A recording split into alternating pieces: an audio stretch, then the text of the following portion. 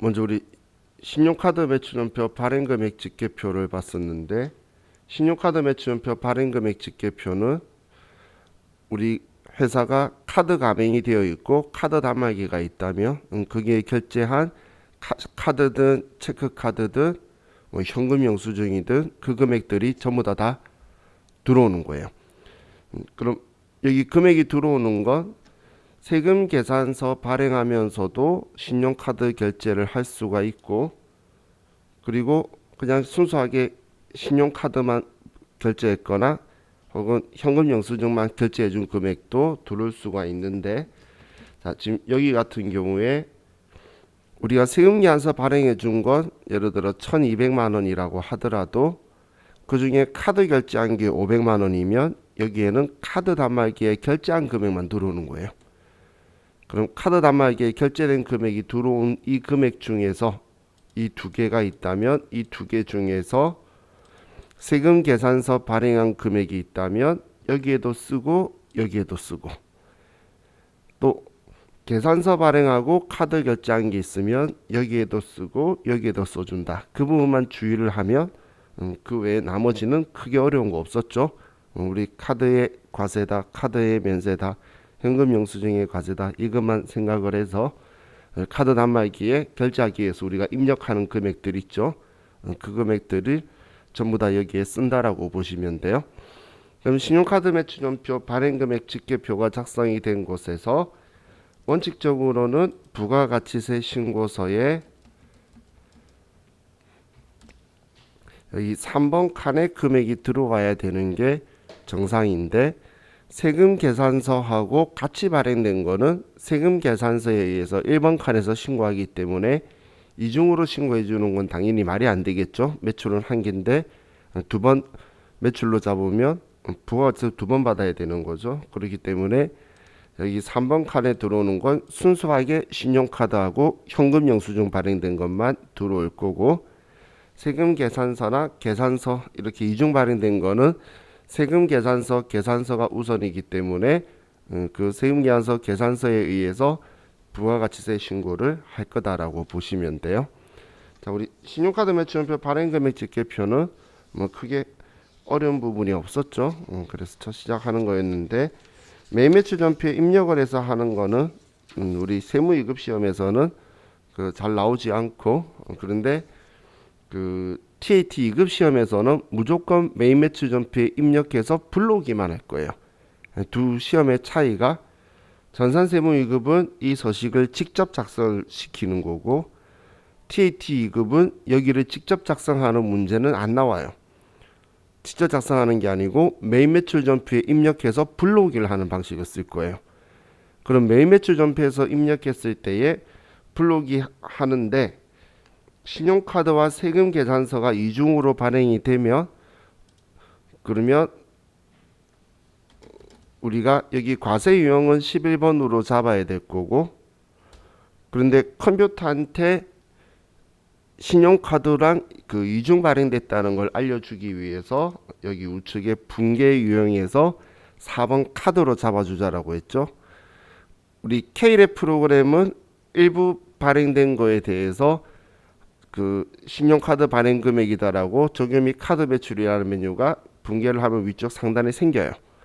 그런데 스마트 A에서는 그 기능을 활성화 안 시켰기 때문에 그냥 시험 문제에서 여러분들이 카드하고 세금계산서가 이중 발행되면 여기는 11번 매출과세, 분계용은 4번 카드라고 해줘야지 무조건 컴퓨터가 인식을 할 거니까, 그 시험에서는 그렇게 만약에 이중 발행되게 되면 양쪽 두 군데서 해줄 거다라고 생각을 하시면 돼요. 두 시험의 차이점을 여러분들이 생각도 조금 하셔야 돼요. 그 전산 세무 2급은 서식 작성을 직접 시키는 거고, TAT 2급은 메인 매출 전표에 입력해서 이런 서식들은 무조건 불러오기를 할 거예요. 자, 근데 423페이지로 가면 부동산 임대 공급가입 명세서를 봤는데, 이 부동산 임대 공급가입 명세서는 원래 그 부동산 임대 사업자의 과세 표준을 신고하는 거예요. 근데 우리가 이걸 바라볼 때 주로 간주 임대료로 이야기하는 이유가 월세에 대해서는 뭐 금액이 얼마다도 단순하고 그리고 평소에도 그냥 세금계산서를 발행하는 걸로서 우리가 쉽게 인식을 할 수 있기 때문에 간주 임대료라는 부분에 대해서 컴퓨터가 계산을 해주는 역할을 많이 쓰다 보니까 간주 임대료 계산하는 용도로 생각을 할 수도 있는데, 자, 이 간주 임대료라는 건 우리가 그 부동산 임대 사업을 하는 사업자가, 부동산 임대 용역 사업자가 전제 조건인 거예요. 그럼 이 사업자가 임대 보증금을 전세금이든 월세 보증금이든 그 보증금 가지고 있는 정기예금 이자율의 금액만큼 이번 신고 기간에 이 보증금을 보유하고 있는 기간 일수의 이자만큼을 우리 간주 임대료로 봐서 그걸 과세 표준으로 삼는 거니까 10%의 부가가치세를 가지고 오라는 거예요. 그럼 이 서식 작성하는 거는 자동으로 반영되는 게 아니고 우리가 써줘야 되는 거예요. 이건 스마트이든 K랩이든 이 서식 작성은 우리가 직접 하는 건데, 서식 작성이 어려운 거는 전혀 없었다고 저는 생각을 해요. 여러분들도 제가 직접 눈으로 입력하시는 건 보지 못했지만 그냥 여기에 대해서 입력할 때 문제 제시해주면 제시해주는 대로 쭉 쓰기만 하면 됐죠.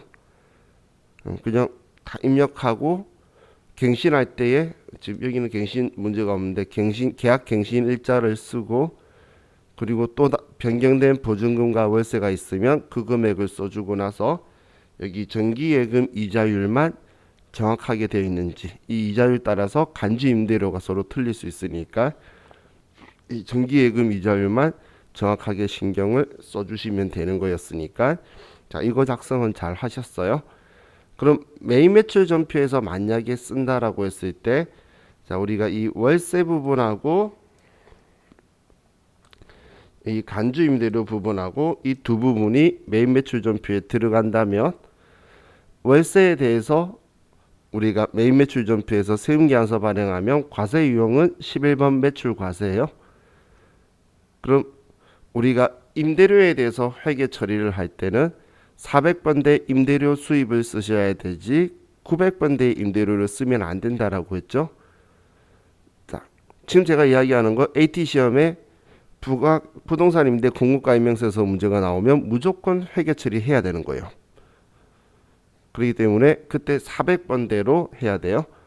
전산세무이급에서는 얘 작성이 메인인데 우리 TAT 이급은 월세 세금계산서 발행하고 그리고 이거 작성하고 그 다음 간주 임대료에 대해서 매입 매출 전표에 입력을 해서 부가가치세 신고서까지 작성하는 게 한 문제 세트예요. 근데 그걸 어렵다 생각할 필요가 없는 게 그 세트로만 나와요. 그냥 시험 문제 나오면 그냥 기계처럼 세금계산서 하나 발행하고 그리고 부동산 임대 공급가 임명서에서 쓰고 간주 임대료 나오면 매입 매출 전표에 간주 임대료를 회계 처리를 하는데, 간주 임대료는 14건별로 들어가 있어야 되겠죠. 그럼 그때 여러분들이 주의하실 점이 세금계산서 하나 발행한다 했어요. 월세 세금계산서 발행하는 거는 월세 주기로 한 날에 쓰는 거고, 간주 임대료는 예정신고 기간 또는 과세기간 종료일이 공급시기니까 그 날짜에다가 써야 되겠죠. 그렇기 때문에 날짜가 꼭 똑같다라고 생각하시면 안 돼요. 그럼 얘 드리는 날짜가 틀릴 수 있겠죠. 그럼 간주 임대료 입력할 때도 14건별로 하면 공급 대가 써야 되니까 저는 11번이라 했다가 14번으로 바꿔주는 행동을 했었죠. 그럼 그 아래 회계 처리에서는 매입 매출 전표에 들어가니까 간주 임대료의 10%가 부가세 이수금으로 나와요. 그럼 우리는 대변에 제품 매출 적혀 있는 거를 우리는 차변으로 바꾸고 우리가 부담하면 세금과 공가, 임차인이 부담한다면 우리가 임대인의 입장인 거예요. 그럼 임차인이 부담한다면 그 간주 임대료 10%를 받은 수단이라든지 받을 거라는 내용을 쓰고 금액은 간주 임대료의 10%만 처리를 해주면 되는 거였어요. 그럼 이 월세하고 간주 임대료는 방금처럼 매입 매출 전표에 입력을 한다면 당연히 월세는 1번 칸에 있을 거고 간주 임대료는 4번 칸에 들어와 있겠죠. 자, 우리 간주자 붙는 것들, 간주 임대료, 간주 공급 다 증빙이 없어요. 물론 간주 공급에서 직매장 만추를 제외하고는 전부 다 증빙이 없기 때문에, 증빙 없는데 우리가 공부했던 이유는 과세 거래로 보기 때문에 공부한 거죠. 그래서 10% 과세 거래에 증빙이 없는 거는 여기 4번 칸으로 간다. 그래서 간주 임대료든 간주 공급이든 전부 다 이 4번 칸에 입력해서 우리가 이 금액에 여기에 간주 임대료가 들어가고 그 10%가 부가가치세로 매출세액으로 들어올 거다. 이렇게 생각하시면 될 것 같아요. 자, 다음 우리가 봤던 게 627페이지. 죄송해요. 427페이지. 자, 의제 매입세 공제 신고서를 봤었는데, 자, 의제 매입세 공제 신고서는 우리는 과세 사업자인데, 그리고 과세 사업자고 과세품을 파는데 우리가 사오는 원재료가 미가공 농수산축산인산품이라서 나한테 이걸 공급하는 자들이 면세 사업자이거나 아니면 일반 농민이거나 이런 비사업자들이라는 거예요. 그러니까 부가가치세법상의 사업자가 아닌 자들이 면세 우리 농수산축산인산품을 우리한테 원재료로 공급을 하는 경우에 우리는 일정 요일만큼 없는 매입세액을 있다고 해주려고 하는 게 의제 매입세액 공제예요. 그럼 우리가 사업자한테 매입을 할 때는 우리는 적격 증빙이라고 말하는 계산서라든지 신용카드라든지 현금 영수증을 꼭 받아야 되지, 일반 영수증이라든지 송금명세서 뭐 이런 것만 적혀 있는 거는 사업자한테는 안 된다는 거예요. 면세사업자한테는. 하지만 농어민한테는 이 적격 증빙을 받지 아니해도 되는 예외라고 적혀 있는데, 그게 다른 말로 하면 무증빙이라고 인정을 해준다는 거예요. 하지만 이 그 농어민한테 매입하는 거는 제조업은 가능하지만 우리 일반 그 음식점들은 안 되기 때문에 우리가 시험에서 문제 지문에서 그걸 먼저 딱 보자마자 우리 대기출 문제 보니까 중소제조업이다, 요식업을 영위하는 법인이다, 이렇게 잘 나오죠. 그럼 공제율을 우리한테 이야기하는 의미도 있지만, 음식점이면 아래쪽에서 내가 까먹지 않게 우리 농어민 매입분이 있는지를 봐야 돼요. 제조업이라면 뭐 농어민한테는 우리가 증빙을 특별하게 받을 수 있는 게 없기 때문에 부가가치세법에서는 무증빙이에요. 나중에 원가로서 비용 인정받는 거는 법인세 이야기겠죠. 그렇기 때문에 그때는 송금명세서 뭐 이런 게 있어야겠지만 부가가치세법에서는 그런 게 필요 없어요. 그래서 부가가치세법에서는 그냥 그 증빙이 없어도 일반 제조업들은 해준다. 그럼 이 공제율에서 제가 이해배수를 가지고 이야기했었는데, 제조업의 일반 법인은 102분의 2, 제조업의 중소기업은 104분의 4, 음식점의 법인 음식점은 106분의 6, 그리고 음식점의 개인 사업자는 108분의 8. 자, 4개밖에 없으니까 이해배수니까 생각보다는 쉽죠. 그냥 잘 사는 순인 것처럼 잘 산다기보다는 규모가 큰 순서인데, 근데 최소한 우리가 이 문제를 준비한다라고 하면 중소제조업 104분의 4 그리고 법인 음식점 106분의 6 이 두 개가 사실은 나오는 거예요. 거의 주류를 이루니까 그 정도는 여러분들이 인지를 하고 있으셔야 될 것 같아요. 자, 그리고 이론 문제 때문에 그때 책에서도 유형장소 적혀 있는 얘가 색깔을 이런 식으로 해뒀는데, 그게 104분의 4에서 102분의 2로 개정됐으니까 개정되면 문제에서 한 번쯤 질문을 할까봐 이제 책에서도 이렇게 표현을 해둔 거였는데 현실적으로는 안 나왔어야지. 근데 안 나온 거에 대해서 앞으로 안 나올 거라고 생각할 수 없기 때문에 아직 안 나왔으니까 우리 때 나올 수도 있겠죠. 그래서 저도 기억하자라고 여러분한테 말씀드리는 거예요. 그럼 이 의제 매입세 공제 신고는 4월 때에 의제 매입세 공제 대상과 의제 매입세 공제 대상이 아닌 거를 서로 구분을 할 거예요. 그렇기 때문에 면세품을 사오거나 농어민한테 사올 때에 우리는 의제 매입세 공제 대상이면은 사올 때 원재료에 적요 6번을 걸 거고, 의제 매입세 공제 대상이 아니면 적요 6번을 안 걸 거고, 또 농음인 거라 그러면 일반 전표로 갈 거예요. 무슨 말인지 이해가시나요? 의제 매입세 공제가 안 되는데 농음인한테 매입한 거는 원재료는 맞지만 의제 매입세 공제 대상이 안 되면 매입 매출 전표에 부가가치 신고랑 관련 없으니까 매입 매출 전표에 있을 필요가 없다라는 거예요. 그렇기 때문에 우리가 그 전산 세무이급도 이제 매입 매출 전표에서 입력을 시킨 적이 한 번 있긴 하지만, 근데 TAT 이급에서는 이제 전표를 그 증빙을 쫙 줄 거예요. 계산서하고 농민한테 받은 영수증하고 막 이렇게 주면서 여기에서 의제 매입세 공제 대상이 되는 거는 매입 매출 전표, 의제 매입세 공제 대상이 안 되는 거는 일반 전표 입력하라고 이제 밑에 문제 적혀 있어요. 그럼 의제 매입세 공제 대상이 되는 거는 매입 매출 전표에 입력을 하는데, 그때 우리 스마트에이는 의제로 매입이라는 탭이 없어요. 그렇기 때문에 무조건 꼭 적요 6번을 걸어줘야 되고, 매입 매출 전표에서. 그리고 의제 매입세 공제 대상이 아니더라도 우리 회계상의 원재료는 무수히 많죠. 부가가치 신고서에서 공제 안 해준다는 거지 원재료가 아닌 게 아니죠. 그것들은 일반 전표에다가 차변의 원재료라고 쓰는 거예요. 그럼 그렇게 우리가 구입을 해서 의제 매입세 공제 신고서를 이제 반영이 되도록 하면, 우리가 의제 매입세 공제 신고서에 들어왔을 때에 원래 환경 설정에서, 원래 원칙 그 일반적으로 회사에 간다면 환경 등록에 보면 의제 매입세 공제율을 설정을 해둬요. 그래서 기본적으로 우리가 의제로 매입할 때에 몇 %다 뭐 이런 것들이 들어오는데, 그런데 시험에서 뭐 그걸 꼭 맞춰준다라는 거 없겠죠. 뭐 잘 안 맞춰두더라고.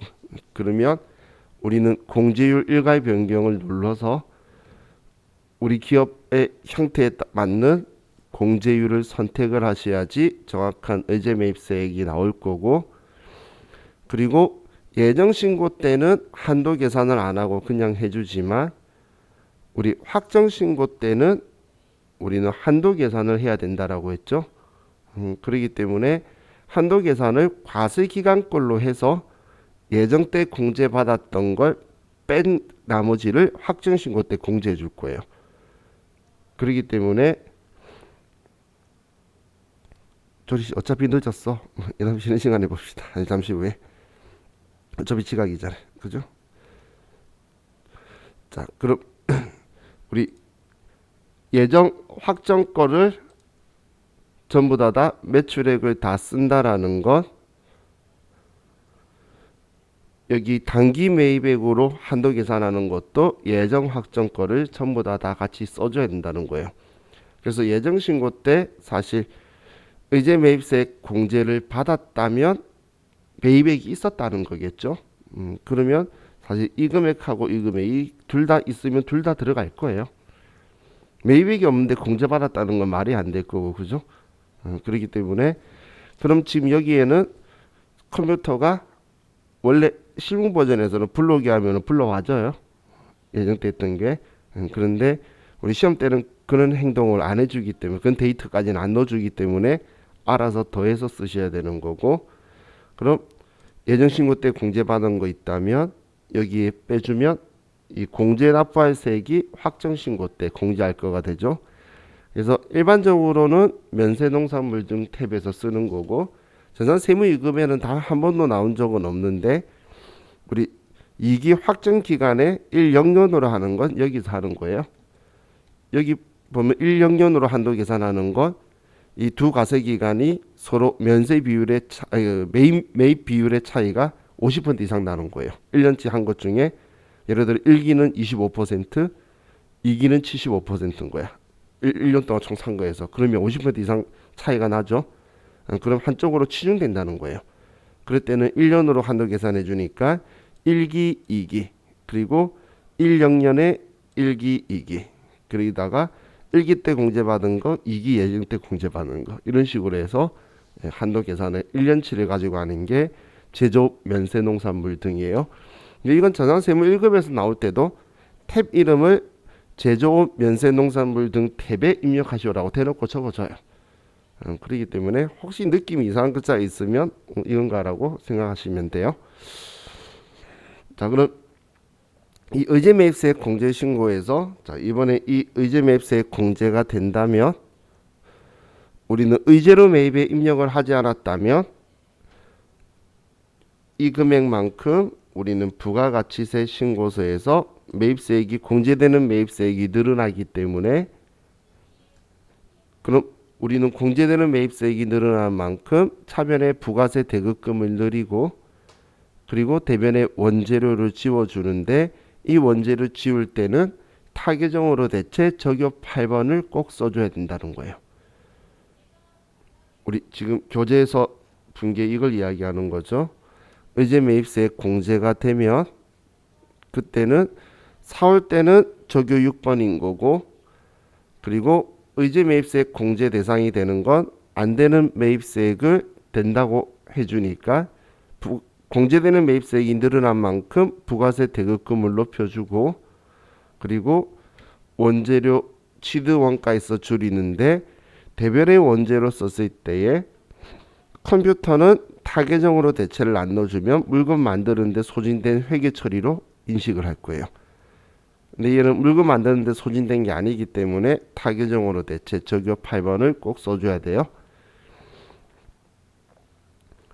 자, 나중에 저와 같이 AT 기출 문제도 풀 건데 AT 기출 문제는 의제 매입세액 공제가 여기까지가 세트예요. 2분계하고 2분계까지가. 그래서 어떻게 보면 전산세무 2급이 의제로 매입해서 한번 입력하고 끝내버리는 게 여러분한테는 수월하게 느껴질 수도 있겠죠. 자, 이게 우리 앞 시간에 했던 의제 매입세액 공제 신고였고, 자 이제 오늘은 433페이지로 가서 대손세액 공제 신고서 자 이걸 좀 봅시다. 자 그리고 우리 조리씨 찍어요.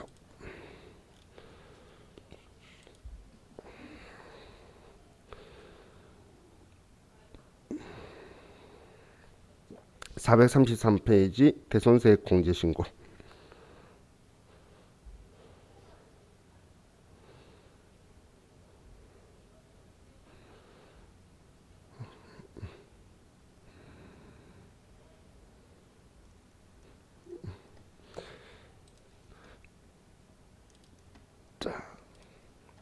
우리 대손세액 공제 신고는 여러분들이 부가가치세 문제도 생각해야 되지만 부가가치세 문제만이 아니고 일반 전표에서 대손 발생할 때에 대손세액 공제를 적용한다 안 한다.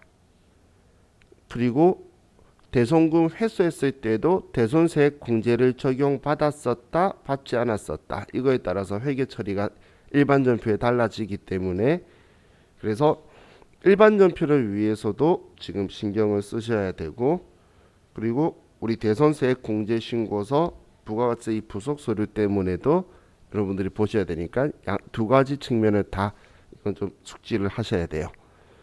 그래서 아마 그 기출 문제 제가 그 분계 연습 여러분한테 문제 드린 거 보면 대손에 대해서 나올 때 계속 대손세액 공제 신고는 고려하지 않는다, 고려한다 뭐 이런 표현들이 적혀 있었을 거예요.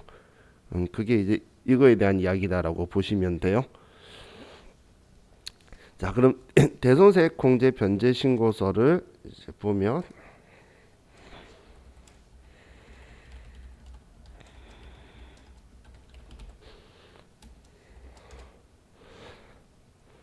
자, 대손세액 공제 신고서, 대손세액 변제 신고서 이렇게 두 가지가 있어요.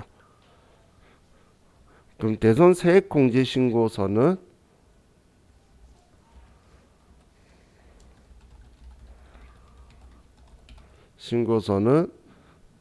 우리가 컴퓨터에서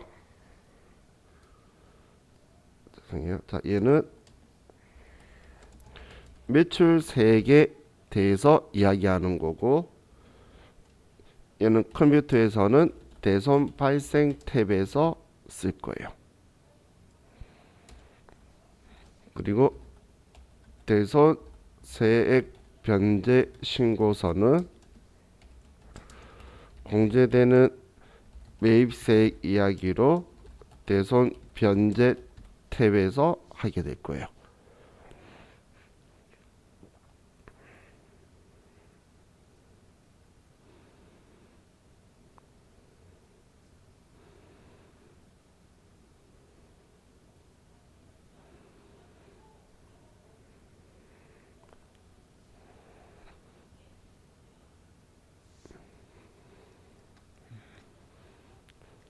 자, 그럼 지금 제가 여기 두 개 적은 게 무슨 이야기인지를 한번 보면,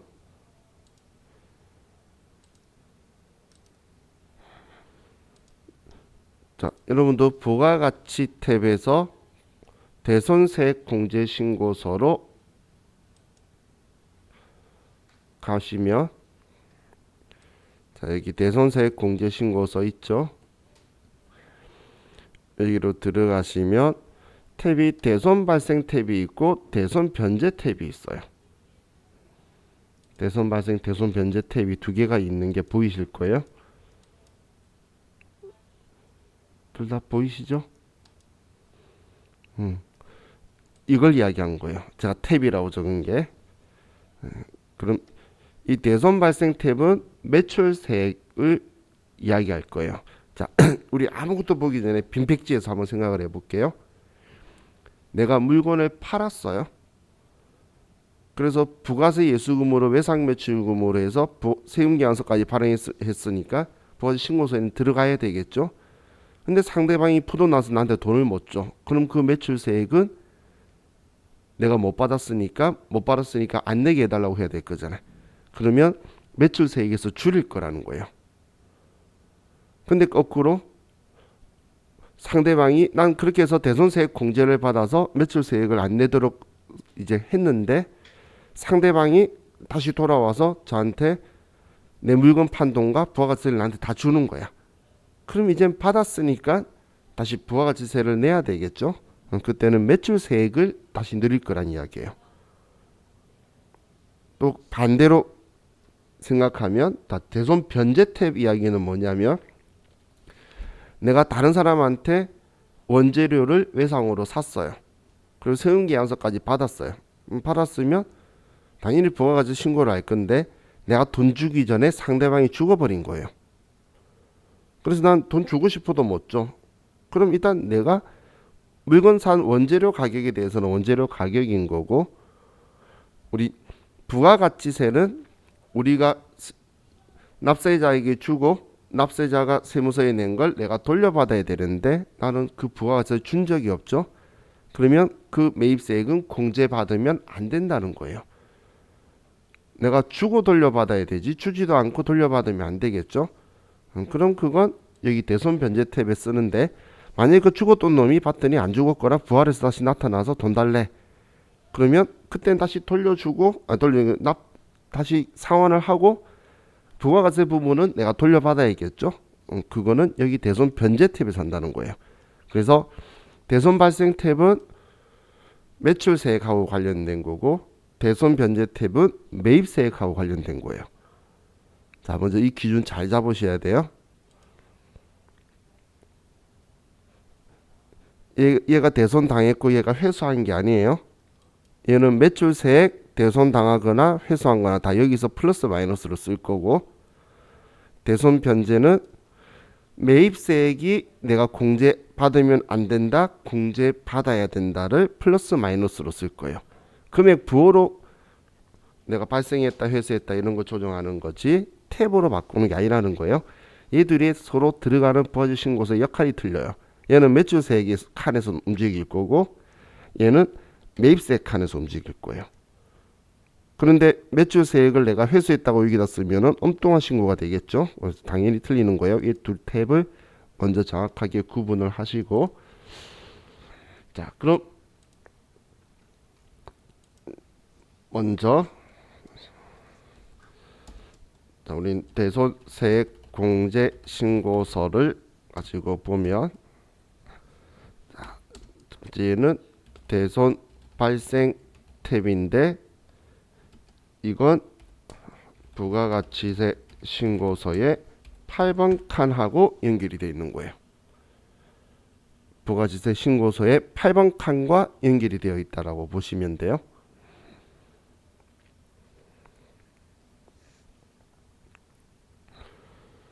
자, 이 말은 이 대손 발생 탭은 부가가치세 신고서의 대손세액 가감인 이 8번 칸의 금액을 증감시키는 거예요. 플러스 마이너스로. 그래서 대손세액 가감이라고 적혀 있죠. 부가가치세 신고서에도. 자, 그럼 자, 이때 자, 이렇게 보시면 돼요. 자, 첫 번째 상대방한테 대손이 발생을 했어요. 대손이 발생하면 대손세액 공제 신고서는 자, 예를 들어 100만 원이 발생을 하면 대손세액 공제는 110분의 10을 해줄 거예요. 그래서 자, 100만 원의 별도였으면 자, 죄송해요. 우리 여기서부터 봅시다. 자, 이 지우고 우리 얘를 가지고 처음부터 봅시다. 자, 우리가 첫 번째 매출을 해요.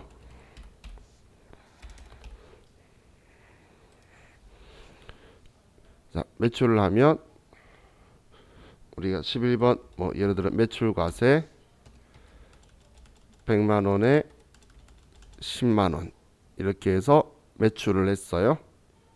회계 처리까지 같이 세트로 보는 게 좋아서 제가. 그럼 우리는 대변에 제품 매출 100만 원이고 그리고 부가세 예수금 10만 원이고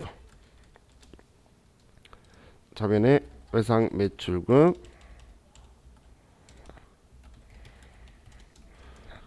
A랑 거래처 110만 원이다. 이렇게 쓸 거예요.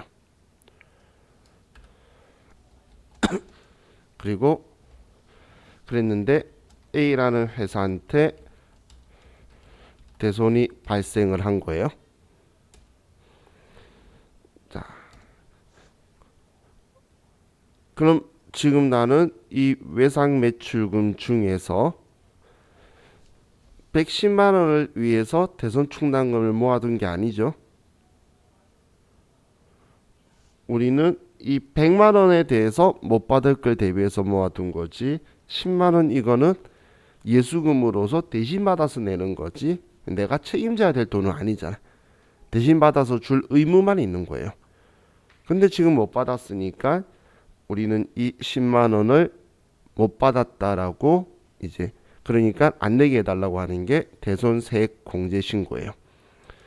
그럼 우리는 자, 대손 발생 탭에서 먼저 이렇게 쓸 거예요. 대손금이라는 건 이 금액이 대손금인 거예요.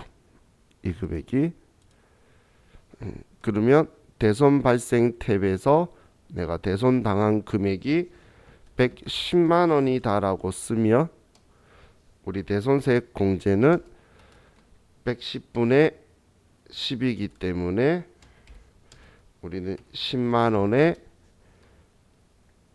부가가치세가 못 받게 되었다라고 신고를 하게 돼요. 우리는 지금 이 금액을 써줄 거란 이야기예요. 그러면 부가가치세 신고서 8번 칸에는 금액이 대손 당했으니까 매출세액에서 빼야 되겠죠. 그래서 마이너스 10만 원이라고 들어올 거예요. 마이너스 10만 원이다라고. 자, 먼저 이 부호를 먼저 한번 볼게요. 자, 여기에 110만 원이라고 쓰면 부가가치 신고서 8번 칸에 마이너스라고 들어오는 걸 보면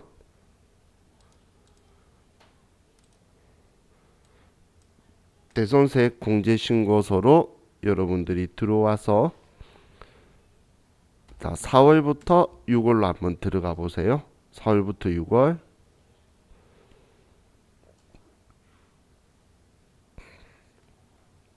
그럼 대손 확정일자를 2020년 예를 들어 5월 1일 날 대손 금액에 110만 원이다라고 쓰면 옆에 대손세액이 10만 원이 나오죠. 자, 그리고 거래처는 F2번 누르셔서 범어산업으로 하시고, 그리고 우리 그냥 대손 사유는 1번 파산으로 해서 엔터 치시면 예, 작성이 끝났어. 이 작성하는 건 어렵지 않아요. 자, 이렇게 하고 저장 버튼 누르시면, 자, 이 거래처하고 F2번 눌러 선택해서 사업자 등록번호하고 다 들어가야지 뒤에 부가세 신고서에 반영되기 때문에 거래처를 선택한 거예요. 자, 하셨으면 부가가치세 신고서 4월부터 6월 뭐 되어 있으신 분은 F12번 세로 불러오기에서 아니요라고 해야 돼요. 저장되어 있었으면. 그러면 여기 8번 칸에 마이너스라고 들어오는 게 보이실 거예요.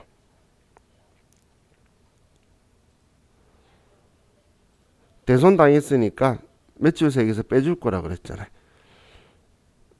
자, 그럼 혹시 이거 기억나시나요? 우리 과세 표준할 때 과세 표준에서 공제하지 않는 것 기억나시나요?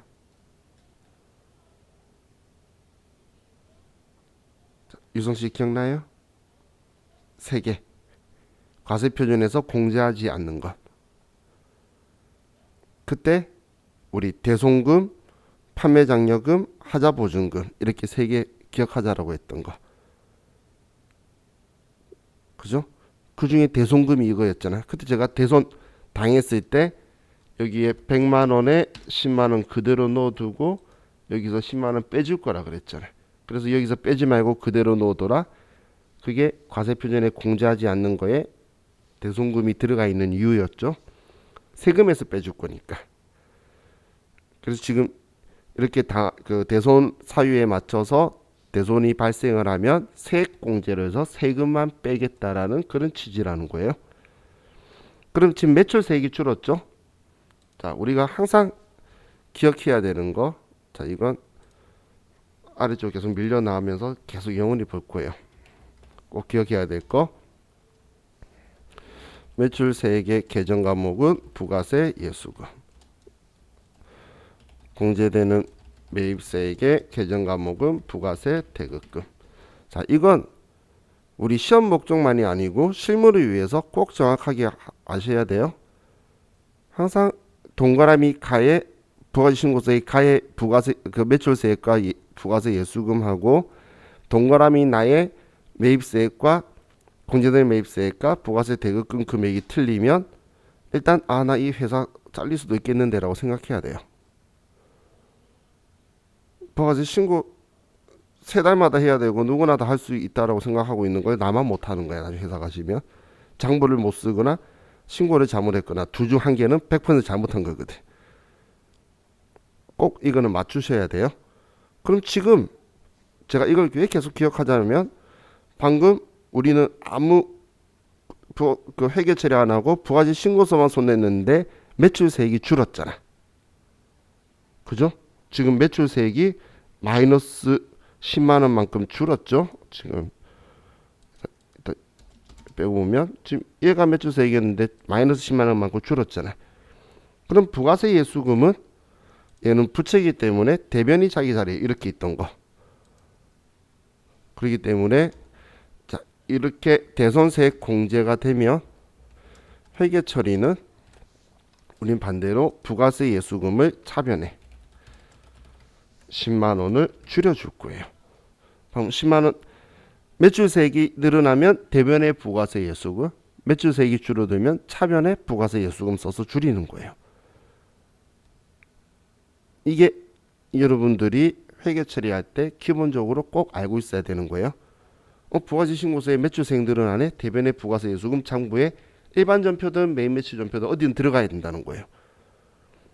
매출세액이 줄었으면 우리는 일반 전표든 메인 매출 전표든 차변에 부가세 예수금이 들어가야 되는데 얘는 차변에다가 얘를 쓸 거예요. 자, 그리고 나서 우리 대손 처리를 하면 외상 매출금 110만 원 다 지워야 되겠죠. 그래서 대변에 외상 매출금 110만 원이다 이렇게 지우고, 그럼 이제 차이 나는 이 100만 원을 대손 처리할 거예요. 그럼 대손 처리할 때 제일 먼저 해야 되는 게 뭐죠? 그렇죠. 대손 충당금 잔액을 조회해야 되죠. 자, AT 시험에 무조건 대손 충당금 잔액이 모지래요. 시험에서 무조건 모지래요. 지금까지 100% 모지랬어요. 그럼 조회 안 하면 분계 틀리게 그냥 넣어놨죠.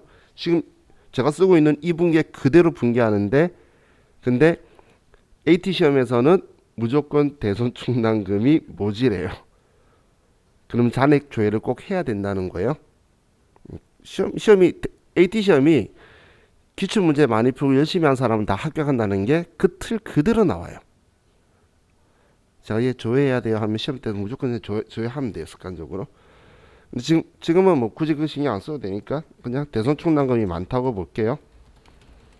그럼 대손 충당금 외상 매출금의 짝지로.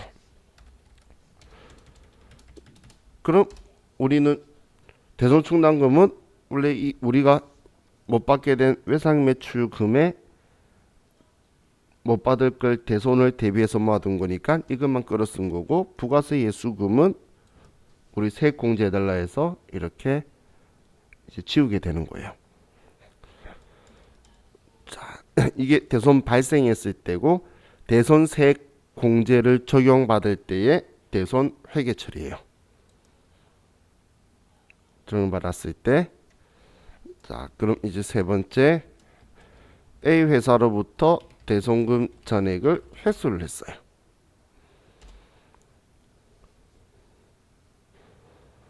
이번에 110만 원을 전액을 우리가 회수를 한 거예요. 자, 그럼 어떻게든 대손금 외상 매출금에 대손금을 전액 110만 원 회수했다는 건 매출세액 이야기죠. 그러니까 대손 발생 탭에서 이번에는 마이너스로 110만 원이다라고 이제 대손세액 공제신고서에 마이너스라고 써주는 거예요. 그러면 110분의 10을 하면 마이너스 10만 원이 들어오게 될 거고, 그러면 부가가치세 신고서 8번 칸에는 이번엔 그냥 플러스로, 이제 받았으니까 내야 될 거잖아요. 우리 이 앞에 물건 팔았을 때에 110만 원 부가가치세까지 이번 다 받았죠. 이 110만 원 다 받았으면 이제 부가가치세니까 그 돈을 이제는 내야 되니까 부가가치 신고서에 플러스라고 될 거라는 거예요.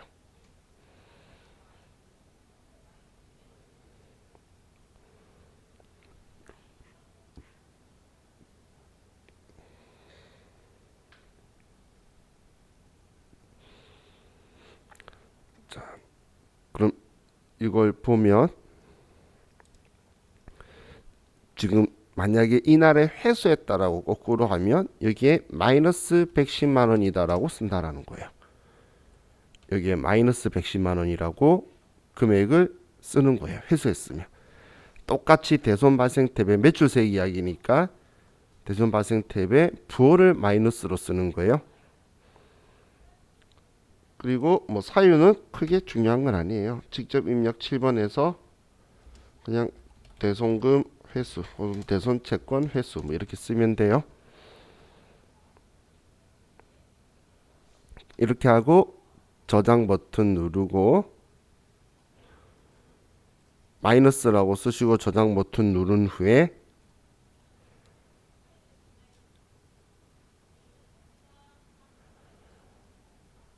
그리고 부가가치세 신고서에 F12번 세로 고침에 아니요라고 하면 이제 받았으니까 내야 돼서 플러스라고 이제 매출세액이 늘어나게 될 거예요.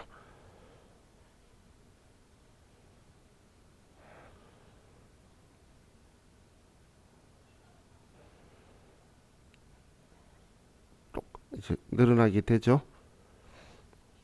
그럼 이때 우리 회계 처리는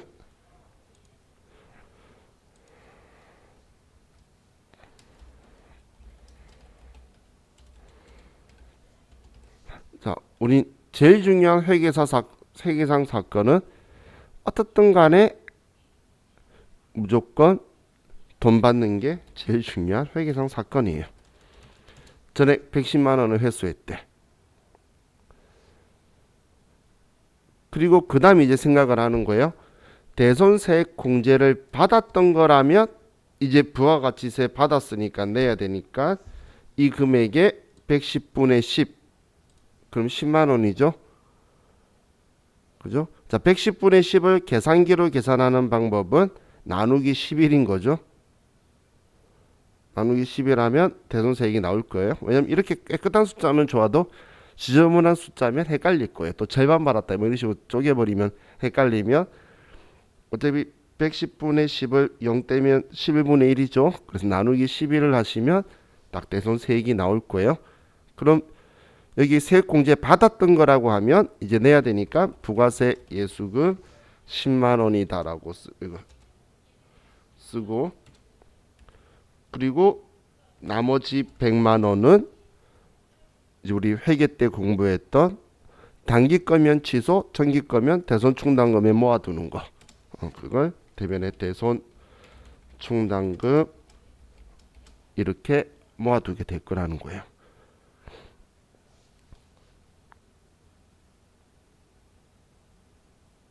지금 위에 좀 가려 있지만 이렇게 된 거죠.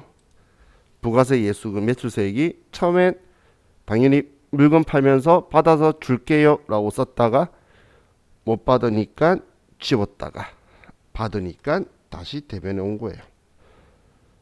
그죠?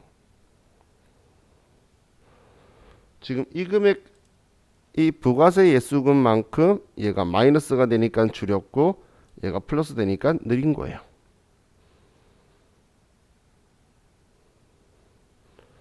지금 얘가 매출세액 지금 8번 이 매출세액 금액을 늘리고 줄이는 건데 얘 금액만큼 부가세 예수금이 따라 움직인 거예요. 부가세 예수금이 그거라고 보시면 돼요. 자, 우리 이번 시간은 여기까지 하고 좀 쉬었다가 또 봅시다. 쉬었다 할게요.